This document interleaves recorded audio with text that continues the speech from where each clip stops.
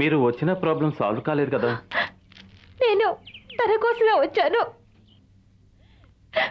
ఏమిటి ఇంద్రాణి, నాతో ఒక్క మాట చెప్పకూడదా? నీకు ఎంత డబ్బు కావాలి చెప్పు.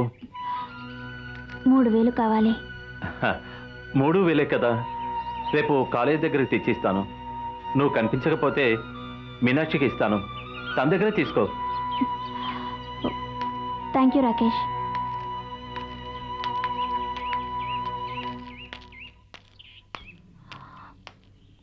ఒక పెద్ద అవమానం నుంచి కాపాడావు రాకేష్. నీ మేలు నేను మర్చిపోలేను. థ్యాంక్స్.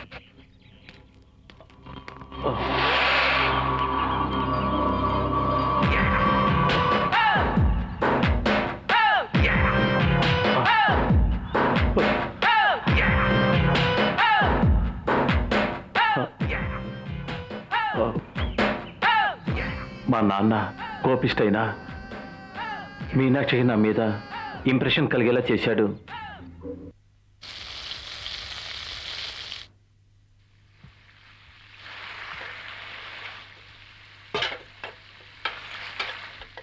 ఏయ్ కృష్ణ, నన్ను పడుకోమని అదేమిటి డబ్బాలు కదిలిస్తున్నావు?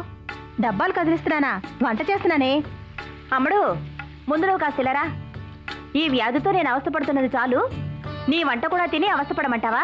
ఏయ్, నేను నీకంటే బాగా వంట చేస్తాను. ఇంట్లో అయితే అమ్మ వంటింటి వైపుకే రానివ్వదు, ఇక్కడైనా సరదాగా చేయనివ్వే. కృష్ణ, ఇలా రావే. డబ్బాలు కదిలించినా కదిలించకపోయినా నువ్వు ఎలుకోవడం ఖాయం. నీకోసం ఓ బోన్ తయారు చేసి పెట్టాను, అందులో నువ్వు తప్పకుండా చిక్కుకుంటావు. అదేమిటి తప్పకుండా? 25 సంవత్సరాల దూరంగా ఉన్న రుద్రమూర్తి గారి పేరు నిలబెట్టేలా భాష పోలేదు చూసావా? ఆ మాట నిజమేనే. ఓ రోజు కృపొచ్చాడు. నా ఆయుష్ ముగిసేలోగా మీ తాతయ్య ఇంటికి వెళ్ళి చూసి రావాలని ఆశగా ఉందన్నాను. అందుకు త్వరలోనే అవకాశం వస్తుందని చెప్పి వెళ్ళాడు. దానికి డేవిడ్ ఎందుకు ఇటువంటి ఆశ అని అడిగారు. నువ్వేమన్నావు? అది నా తప్పు కాదు, ఈ సృష్టి తప్పు. ఎంతగా వృక్షం పైపైకి ఎదిగినప్పటికీ దాని వేర్లు భూమిలోనే ఉంటాయన్నాను. ఆయన ఇంకేమనలేదు పాపం. కరెక్ట్గా చెప్పావు గౌరీ. భూమికి పైన వృక్షం కనిపించినా ఆధారమైన వేర్లు భూమికి అడుగునే ఉంటాయి. సరే, ఏదో ఎలకల బోనన్నావే, ఏమిటి? నాకిప్పుడు 2 కోరికలు. ఒకటి పుట్టింటికి వెళ్ళాలనేది, దాన్ని ఆ దేవుడే నెరవేర్చాలి. ఇంకొకటి, అది నీతో మాత్రమే చెప్పగలను, చెప్పాలి కూడా. కానీ అది చెప్పడం ఎలాగో తెలియడం లేదు. ఏదో విధంగా మొదలుపెట్టు, కరెక్ట్గా చెప్పేస్తావు. దారి కూడా దొరికింది. ఏయ్ కృష్ణ, నాకు వండి పెడతానన్నావే, నువ్వెంతకాలం వండి పెట్టగలవు? నేను వచ్చినప్పుడల్లా వండి పెడతాను. అది చాలా కష్టం. మహారాణిని చెప్తున్నాను, వండి పెట్టడానికి నీ కూతురిని పంపించు. నా కూతుర్నా? వంట మనిషిగానా? వంట మనిషిగా కాదు, నా కోడలిగా.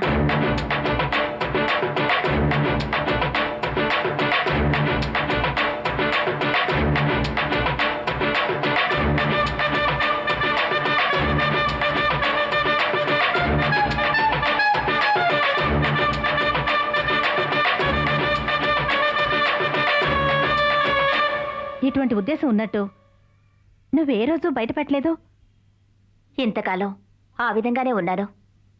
ఇప్పుడు నా పట్టులోంచి ఒక్కొక్కటి దూరమైపోవడం నాకు తెలుస్తోంది. నా ప్రాణం కూడా ఎప్పుడో. నీ 2వ కోరిక నెరవేర్చడానికి నేను ప్రయత్నిస్తాను. నువ్వు ప్రయత్నించు, అంతే చాలు. అది జరగకపోయినా నేనేం బాధపడను. కారణం ఎవరెవరికి ఎక్కడ రాసిందో. ఏమిటే, నాతో చెప్పావు కదా, ఇంకేం ఆలోచించకు. సరే, మావాడు మావాడు అంటావే, ఒక్కసారైనా నాకు చూపించవా? నా కొడుకు కదా, నా అలాగే ఉంటాడు. ఫోటో అయినా చూపించవే. ఆ షెల్ఫ్లో ఓ ఆల్బమ్ ఉంది, తీసి చూసుకో.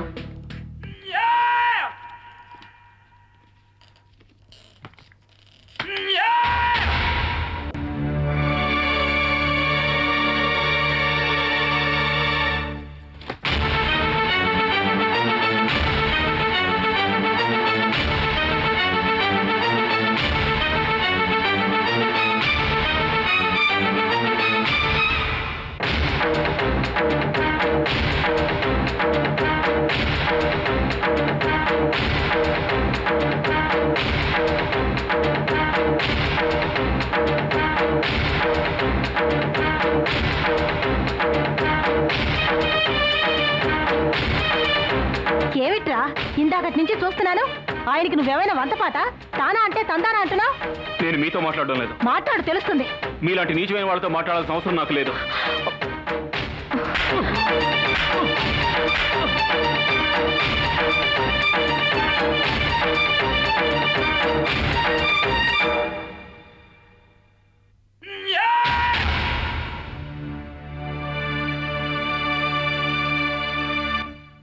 ఇతను నీ కొడుకా? ఏమిటి సందేహం? ఏం లేదు, బాగా ఎదిగినట్టున్నాడు. ఐఏఎస్ చదువుతున్నాడు, నెక్స్ట్ ఇయర్ కలెక్టర్. నిజానికి మీనాక్షి ఎంతో అదృష్టవంతురాలు. వాళ్ళ పెళ్లి జరిగితే నాకెంతో సంతోషంగా ఉంటుంది.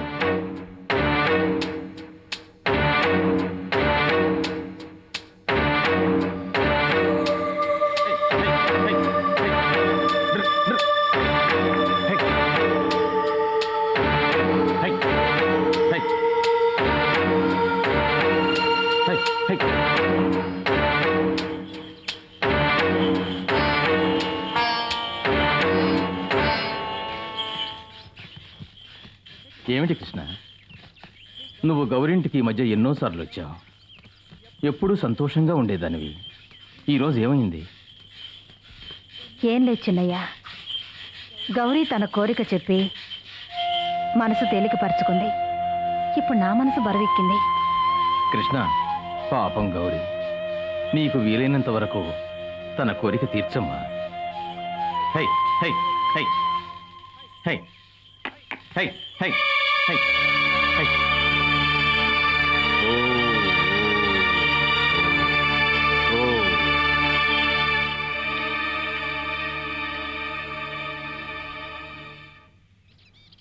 నేను మీతో కొంచెం విడిగా మాట్లాడాలి. చిన్నయ్య,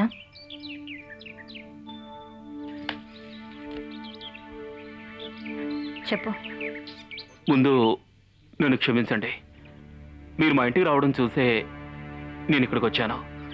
నేను గౌరీ కొడుకునని మీకు తెలిసిపోయింది కదా, షాక్ అయ్యారా? నేను మంచివాడినా చెడ్డవాడినా అని సందేహం వచ్చింది కదా.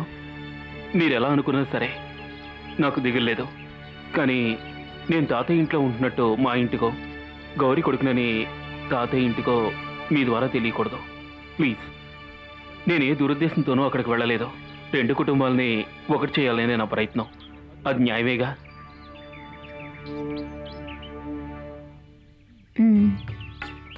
థ్యాంక్స్.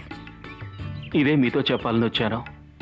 నీ ప్రయత్నం సఫలమైతే మీ అమ్మ సంతోషపడుతుంది. నా ఆశ కూడా అదే. సరే, నేను వస్తానండి.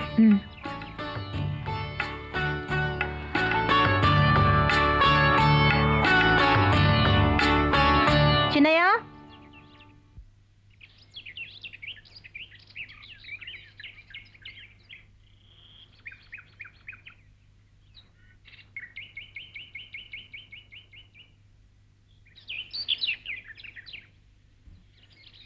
నీ దిగులు తీర్చబోయి నా దిగులు మొదలైంది. పాపం సమయానికి రాకేష్ వచ్చి వాళ్ళ నాన్నకి నచ్చ చెప్పి పోలీసుల చేతుల్లోంచి కాపాడకపోతే నేను అక్కడే చచ్చిపోయిండేదాన్ని. నకిలీ నగలు, అబద్ధపు నవ్వులు, బూటకపు బంధాలు, నా చుట్టూ ఉండే లోకమంతా అబద్ధమని తేలిపోయింది. తన పరిస్థితి ఏమిటో తనకే తెలియకపోవడం అనేది ఎంతో దారుణం. అలాగే నా పరిస్థితి ఏమిటో తెలుసుకోకుండా నీ మీద జాలిపడ్డాను. ఇదంతా మా నాన్నే గనక ఉండుంటే జరుగుండేదా? బాధ్యత తీసుకోవలసిన వ్యక్తి లేకపోవడం వల్లేగా నాకీ పరిస్థితి వచ్చింది.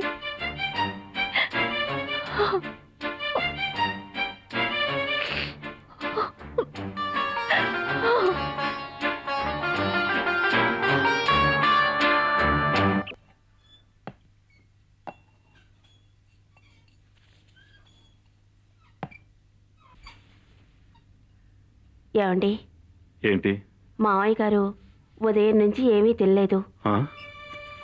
నేను ఉదయం కాఫీ ఇవ్వడంతో సరే, తర్వాత ఏమీ తినలేదు. నేను అడిగితే వద్దని తల ఊపారు.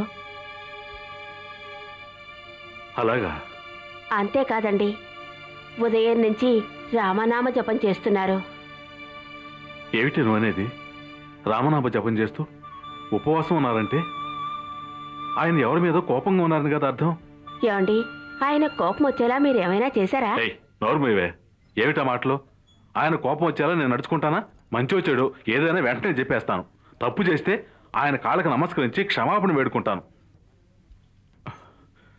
ఏమే, ఒకవేళ నువ్వేదైనా అయ్యయ్యో, ఏమిటండి, ఆయన కోపం వచ్చేలా నేనేమీ చేయలేదు. మరి నాన్న, తాతయ్యకి విశాల మీదే కోపం. శుక్రవారం పూట గుమ్మంలో కూర్చొని గోళ్లు తీసుకుంటుంది. ఆయన చూసినట్టున్నారు, అందుకే. అదేం కాదు, తాతయ్యకి నీ మీదే కోపం. నువ్వే చిన్న పెద్ద తారతమ్య లేకుండా మాట్లాడతావు, అది తాతయ్యకి నచ్చదు. మీ ఆయన పద్ధతి నీకన్నా దారుణం, అందుకే తాతయ్య కోపంగా ఉన్నారు. ఏయ్, ఇద్దరు కాసేపు నోరు మూసుకోండి. కాస్తైనా బుద్ధి లేకుండా పోతుంది. సమయం దొరికితే చాలు ఏదో ఒక వంకతో ఒకరినొకరు తిట్టుకోవటం, వేట కోసం తిరిగే పుల్ల గొడవ కోసం చూస్తారు. పెద్ద ఆయన కోపంతో ఉదయం నుంచి ఏమీ తినలేదు. ఎవరైనా వెళ్ళి వద్దులే, వద్దు. గాయత్రి, అమ్మ గాయత్రి, ఇలా రామా. ఏమిటన్నా? గాయత్రి, మీ తాత ఏదో కోపంలో ఉన్నట్టున్నారు. ఉదయం నుంచి ఏమీ తినలేదట. ఓ పని చెయ్యి, మెల్లగా వెళ్ళి ఏమైందో కనుక్కొని కొంచెం సరళంగా మాట్లాడి ఆయనకి భోజనం పెట్టి తల్లి. అవునమ్మా. అవునులే అమ్మా, నువ్వు వెళ్తే తాతయ్య కోపం తగ్గిపోతుందట. వెళ్ళమ్మా, వెళ్ళు. అవును, మరి ఆయన చెప్పినట్టు నువ్వే నడుచుకుంటున్నావు. నాన్న. లేదులేమ్మా. ఏయ్, నోరు మూసుకోండి. నువ్వు వెళ్ళరా, వెళ్ళు. తాతయ్య, ఎందుకు తాతయ్య ఒంటరిగా కూర్చొని రామనామాన్ని జపిస్తున్నారు? మేం చేయలేని పనిని రామా నువ్వైనా చేయకూడదా అని అడుగుతున్నాను. ఏమ్మా, 8 5 ఎంత? 8 5 13. కాదు, 8 5 2. 8 5 2. ఏంటి మీరు అనేది? ఏ లెక్కిది? వైష్ణవులకి ఓం నమో నారాయణాయ అన్నది అష్టాక్షరీ మంత్రం, శైవులకి నమశివాయ అన్నది పంచాక్షరి మంత్రం. నారాయణలోని రాని, నమశివాయలోని మాని కలిపితే రామ. అర్థమైందా? ఇదే విషయాన్ని తాతయ్య త్యాగయ్య తన ఎవరని కీర్తనలో పాడాడు. అవును. ఏమిటి, మీ నాన్న రాయబారం పంపించాడా? మీరు ఎవరి మీద కోపంతో పస్తున్నారు? నన్ను నేనే శిక్షించుకుంటున్నాను. ఎందుకు? ఓ సంకల్ప సిద్ధికి. ఏమిటా సంకల్పం? నీ వివాహం ఏ ఆటంకం లేకుండా జరగాలని సంకల్పం. మీరిలా పస్తుండడం వల్ల నా వివాహం జరుగుతుందా? జరుగుతుంది. ఎన్నో పనులు ప్రార్థన వల్లే జరుగుతాయి. ఉపవాసం దానికి మార్గం. మంత్రం అనే విద్యుత్తును తట్టుకోవడానికి మనోశక్తి కావాలి. అందుకు దేహాన్ని సిద్ధం చేయాలి. అందుకే లంకనం పరమౌషధం అన్నారు. అంతే. మీ వయసు ఏమిటి? మీ దేహ పరిస్థితి ఏమిటి? నా కోసం మీరు ఇంత కష్టపడాలా? ఆ పెళ్లి నాకు అవసరమేనా?